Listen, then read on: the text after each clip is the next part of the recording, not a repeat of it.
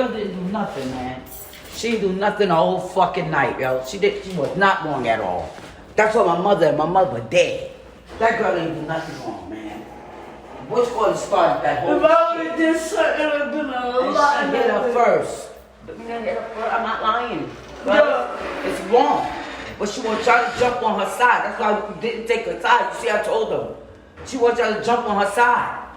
So first, thank you so much for doing this interview. I wanted to know your name, where you're from, and just more about. Like, I'm just gonna wait for them to pass. Oh yeah, definitely. Because this is like a really more serious personal thing I'm about to say. Exactly. No, I definitely like privacy. There's so many wiener dogs in this area. Yes. The So dogs are so cute. I sliced my wrists really, really bad. And I've been a cutter for years. I even have a tattoo about it. I'm cutting myself since I was like 10 years old. And is it related to some of like your early trauma? I like, was raped at a really young age. I was 5 years old. Oh, wow. And I went to my friend's house. I was living in Nashville, Tennessee, and I went to my friend's house across. We had like a really big yard. Mm-hmm. And I went to my friend's house across the yard all the way. It was really far. And this girl's dad and his friend were drinking beers in the garage. And I was like, can I play with their daughter? And they were like, she'll be home soon. And they closed the garage door and had assaulted sex. me. What was it like two? It was your friend's parents, or My friend's father and his friend. Someone I don't know. I don't know how he was related. and It took me like years of therapy to even remember this. Like, it took me a long, long time. did you ever like tell anybody, or did they ever face any consequences for it? I told someone in my family, and they laughed at me and didn't believe Wow.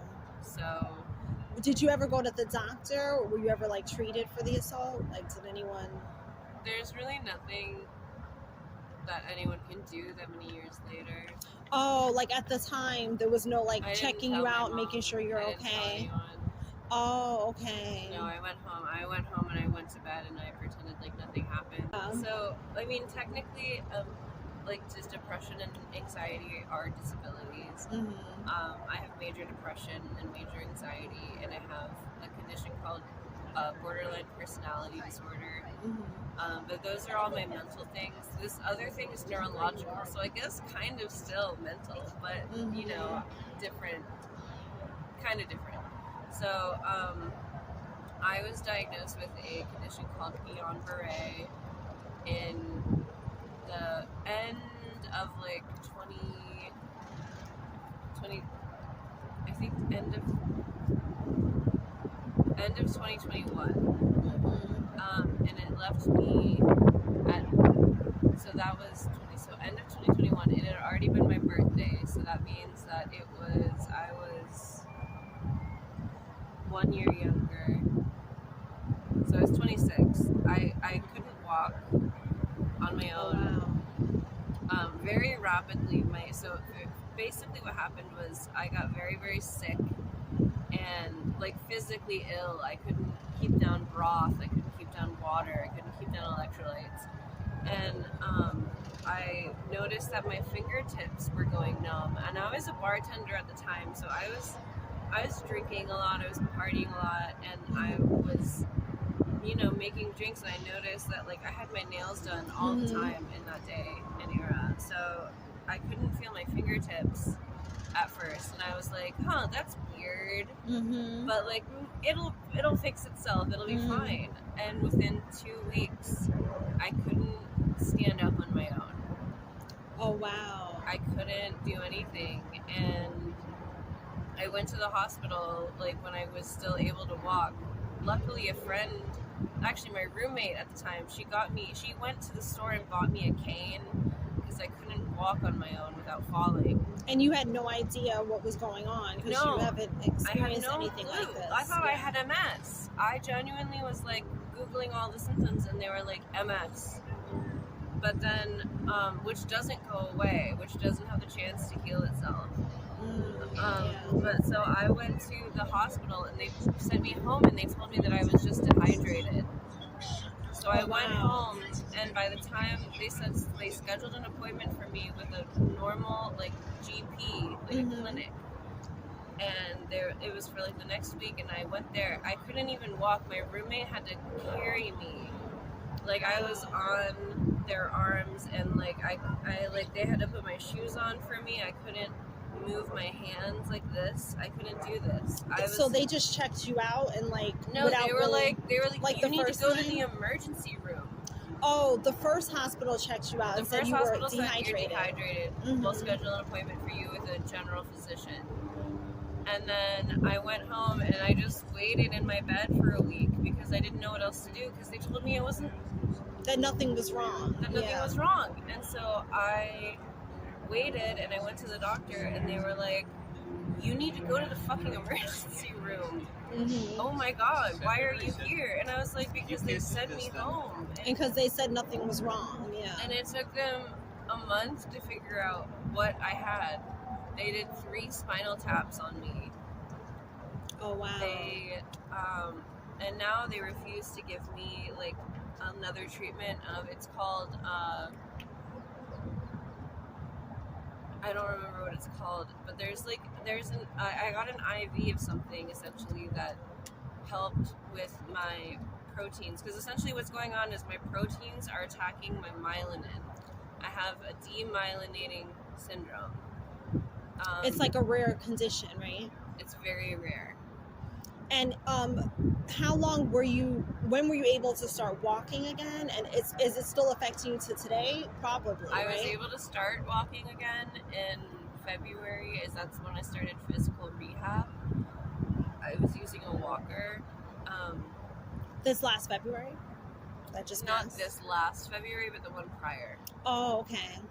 But it does still affect me. I trip all the time. I just skinned my knees. I skin my knees all the time because I fall. Oh wow, yeah. There's like they're really bad. It's terrible, and but it's just I'm not bad enough that I need to use a cane, but I'm not good enough either that I don't fall. And it's a hard line to walk, especially when I'm young. Like I don't want to look like an old person walking down the street with a cane.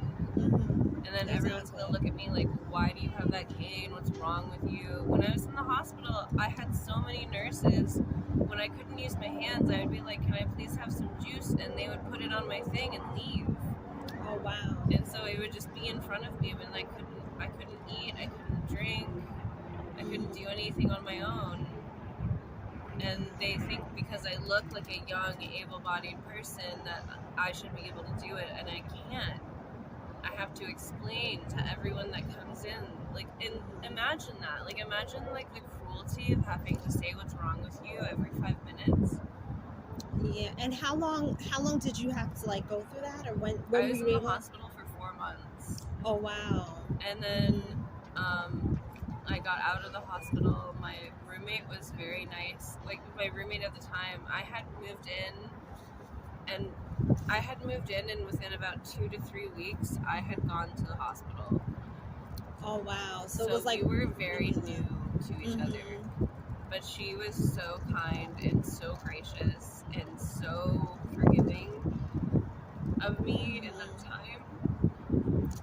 Because I was really not handling things very well, especially once I got out. Yeah, that must have been like extremely traumatizing, especially because you're used to being healthy, and like you said, you're not like old. Usually a lot of people think as they get older, they're expecting more to go wrong. You know, I know it can be with young people too, but it does seem like how did you wind up, like how did it escalate from kind of like you being with your roommate to kind of being where you're at now, like within like the shelter? I mean, it's been a couple years, so essentially what happened was I had a really major suicide attempt. Like, there's just challenges that I face day to day that I know I'm not able, like, for example, the drinking or like smoking weed. Like, I'm not able to not do that because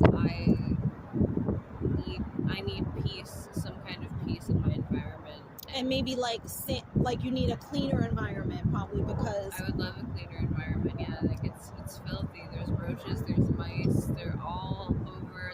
There was a girl that I had really big beef with, who she would be like running up on me in like the middle of the night and just yelling.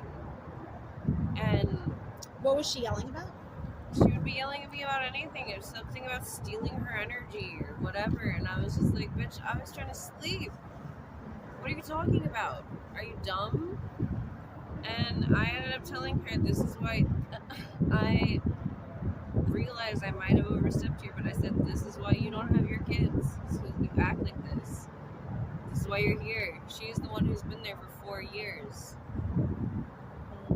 And I have so much audio of her just like screaming at me and me not saying anything.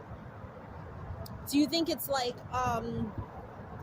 this has affected you? Oh no, it's okay. The reason it started, I got fired and I was crying in the bathroom with another girl who's my friend, and she heard me crying and thought that I was talking about her. So she's convinced that I'm like talking about her. Meanwhile, I'm just crying. Like, I'm just crying to cry because I need to cry. And she's like, it's about me. Shut up. Shut the fuck up. This isn't about you. No one even said your name. No one cares about you right now. It's about me. It's allowed to be about me for 5 fucking minutes while I cry about some shit that I'm going through. Fuck you. Fuck your whole thing. And then there was one day, like, we didn't talk for a minute, and she came back, and at 1 a.m, I had just fallen asleep. 1 a.m, she comes back, she starts screaming about me. Fuck this bitch, I'ma kill her, blah, blah, blah, I got a gun, I got a knife. She's threatened me. You're not safe here. She told me that to my face. You're not safe here. I stand up. It's 1 o'clock in the morning. The lights go out at midnight. It's 1 o'clock in the morning. We had just all gotten to bed. I stand the fuck up and I'm like, come hit me then. Come hit me then. And she's like, come over here. And I'm like, bitch, you're the one who started it. You're the one talking to yourself at 1 o'clock in the morning. Hit me or shut the fuck up. Do something or shut the fuck up. And what is she's like, blah, blah. She just keeps talking shit to me. And I said, this is why you don't have your kids. This is why you don't have your kids. And she's like, oh, now you're going to talk about my kids? She got all upset. Like I crossed some kind of boundary. Bitch, this is why you have been here for 4 years. And this is why your kids are in the system suffering. You're not Mother of the Year for taking them a Taco Bell $5 box once a week. Shut the fuck up or show the fuck up. I don't care. Do you feel like being there has brought out a side of you that you didn't want to kind of like it's brought out? Yeah, I'm way more volatile now. I'm way more volatile. I'm way more sensitive. Do you feel like it's trauma? Like it's traumatized you maybe? Like where you feel like you're going to need like a deeper healing probably obviously once you get out of the situation? I'm gonna have difficulty sleeping for a long time. I wake up at every noise. Yeah. Like there's mice. There's like things scurrying around. The other thing is that lady that I was just talking about, she used to leave her food trash on the ground. And then mice would be going in it in the middle of the night, and she would expect someone else to throw it out for her. But when you told an employee or someone that worked there, like, hey, please throw that trash out, she would act like you were a snitch. Oh, you're gonna tell them that I was fucking with my energy. You got to go. Word. I cannot break it. Yo. Ooh. Man, calm down, please.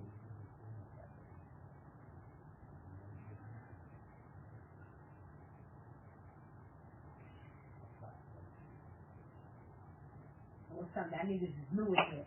Everybody know not to touch my shit. If bitches is new, I'm gonna whip these fucking bitches new asses. I don't give a fuck. You better ask about me. But you better do your research. Touch my shit again. I promise you won't come up missing.